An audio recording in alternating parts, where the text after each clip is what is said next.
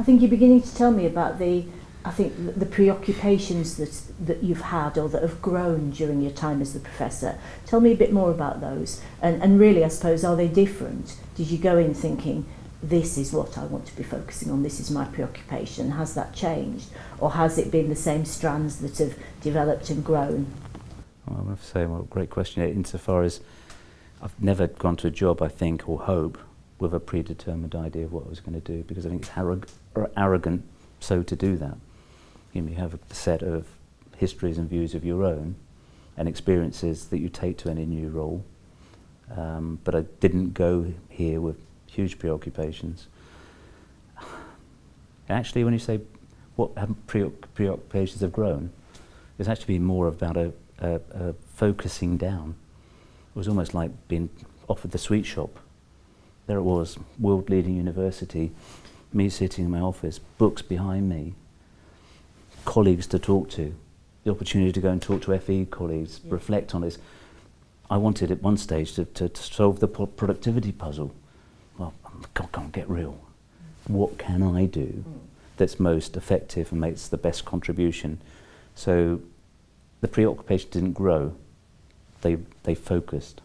And a significant part of the first time in the chair was finding those things where you could focus down, where you could both benefit thinking with the Institute, benefit the work of the Trust, but also find something that was going to engage and stretch me to think about. Sector, of course. And the sector, and the contribution to the sector, hopefully to stimulate debate and reflection with the sector. And the ones I've increasingly fallen back to make real progress on, I think, was the one we were first talking about, is defining further education, understanding what its distinctive role is, and how that then affects policymakers' thinking, but also then thinking through how that might affect thinking at the individual institutional level.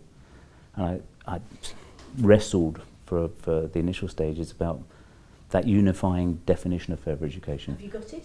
No, I've, as I said before, I've come back to the conclusion it's defined by what it's not. Right.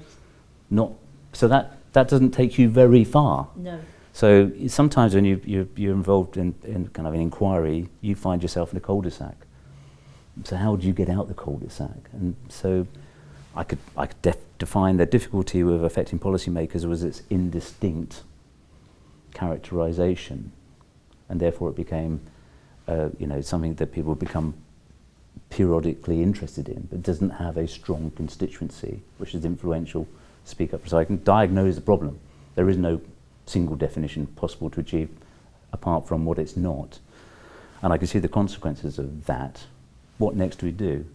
So I did have explored a couple of the offered definitions. I mean, the adaptive layer I think is a really helpful explanatory device.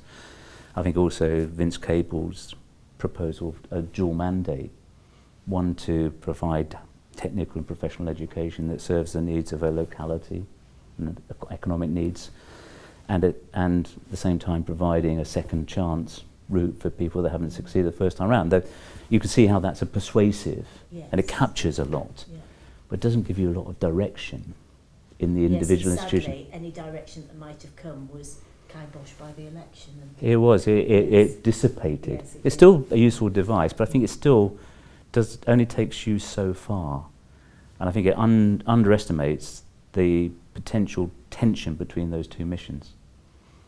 So if you're providing technical and professional higher education which responds to a local economic need, in advertising yourself to do that, you want to be seen as the first choice, the best choice.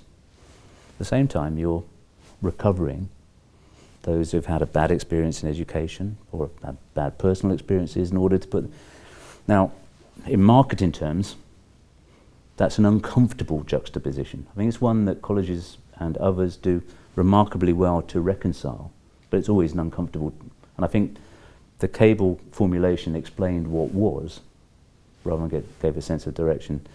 So after having done that degree of kind of reflection, what I came down to, I think, is falling back to my previous experience, even before being at the Association of Colleges, having worked in the armed forces, but particularly at the Joint Service and Staff College, teaching and reflecting on military strategy and business approaches, came back to a consideration that in this circumstance, I think it's extraordinarily important that each institution gives consideration to its definition of its purpose.